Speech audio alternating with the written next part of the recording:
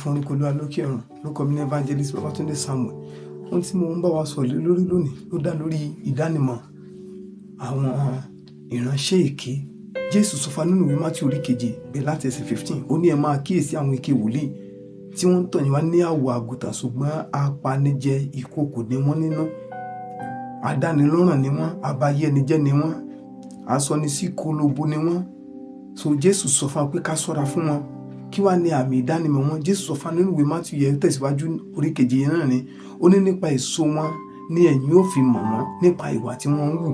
Àwọn àmì tó ń fi àwọn èké ìránṣẹ́ hàn. Ìkíní ni pé ọ̀rọ̀ dídùn tí wọ́n bá fi ẹnu pọ́nrán lé fún ọ báyìí tó fi dá gbogbo tàpọ̀ ẹlẹ́ òní mọ̀. Bíbélì sọ fún nínú ìwé Rome orí 16 bẹ̀rẹ̀ láti 17 sí 18. Ó ní ẹ máa kíyèsí àwọn tí kò rìn gẹ́gẹ́ bí ìyìnrere tí a ti fi kọ́ yín, torí pé wọ́n fi ọ̀rọ̀ rere àti ọ̀rọ̀ dídùn pa àwọn tí kò mọ méjì ní ọkàn dà. Wọ́n fi ọ̀rọ̀ rere àti ọ̀rọ̀ dídùn wọ́n fi yí àwọn tí ò ní òye ìgbàgbọ́ ní kíkún, wọ́n fi yí wọn ní ọkàn padà sí ọ̀dọ̀ ara wọn. So ọ̀rọ̀ dídùn jẹ́ ọ̀rọ̀ tí a ó fi mọ àwọn wòlíì èké. Wọ́n gbọ́ búburú lẹ́nu tiwọn. Àwọn ń sọ ohun tí ò dáa fẹ́lẹ́ṣẹ̀. Àwọn ń sọ fún ọmọ yahoo pé yóò lọ ọ̀run àpáàdì. Àwọn ń sọ fáṣẹ́wó pé iṣẹ́ tí ń ṣe ń bí Ọlọ́run nínú. Àwọn ń sọ fún ènìyàn burúkú pé inú Ọlọ́run ò dùn sí wọn. Àwọn ń sọ àsọtẹ́lẹ̀ tí ò dáa, àsọtẹ́lẹ̀ tí tiwọn dáadáa ni. Bíbélì náà sì sọ fún nínú ìwé Jeremáyà orí 23. Ó ní wọ́n sọ fún ènìyàn búburú pé àlàáfíà fún nígbà tí kò sí àlàáfíà. So ìṣe àti ìwà wọn nìyẹn. Wọ́n ń sọ ohun tí ò dáa. Tó bá ní pásítọ̀ kan lẹ́gbẹ̀ẹ́ tó yẹ pé kìkì ń sọ ohun tí ò dáa létí ẹ, nígbà tí wọ́n fúnra rẹ̀ gán mọ̀ pé ìgbé ayé tó ń gbé ò dáa, gbé Ọlọ́run nínú. Tí pásítọ̀ kan dẹ̀ ń sọ fún ọ pé Ọlọ́run understand, ó yé Ọlọ́run, Ọlọ́run ò lè torí ìgbé ayé tó ń gbé, kò lè torí àgbèrè tó ń ṣe kó rán Ọlọ́run àpáàdì. Mọ̀ dájú pé ara àwọn ìrẹsì èké nìyẹn. Ohun mìíràn tún ni ẹ̀kọ́ èké. Alágbàtẹrù ẹ̀kọ́ èké ni wọ́n máa ń kọ́ ẹ̀kọ́ èké gan. Àwọn wọ̀nyí ni Èṣù ń lò láti gbé ẹ̀kọ́ burúkú wọnú ìjọ Ọlọ́run lónìí.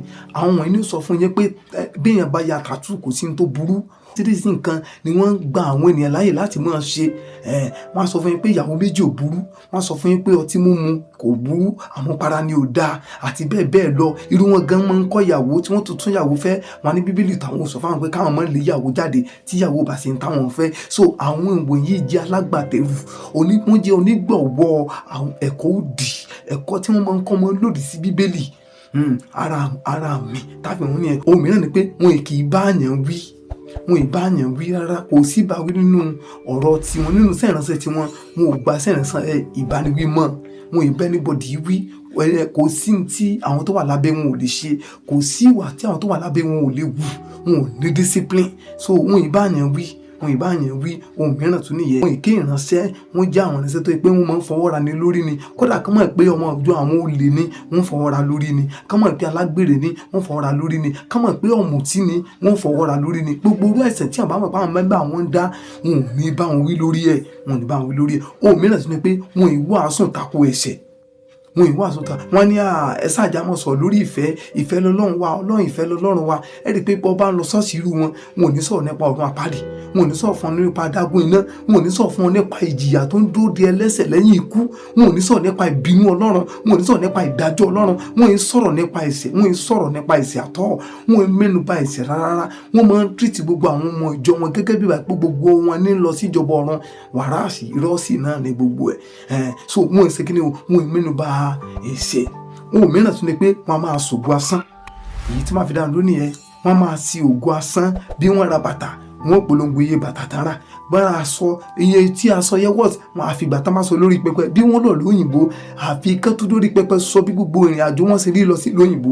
Nínú gbogbo tí wọ́n bá ṣe, ògo ara wọn náà máa fi hàn. Ògo asán. Ohun tí mo mẹ́nu báyìí ni màá ti dánu dúró. So Jésù ràn wá lọ. Tó bá ṣàkíyèsí àwọn ìwà tí mo sọ yìí nínú ayé ẹnikẹ́ni tó pèrè fún ìránṣẹ́ Ọlọ́run fún ènìyàn bẹ́ẹ̀, torí yóò bá ìrìn àjò ayé rẹ̀ jẹ́. Wọ́n ń ṣe ìránṣẹ́ Ọlọ́run, iṣẹ́ tara wọn náà sì jẹ́.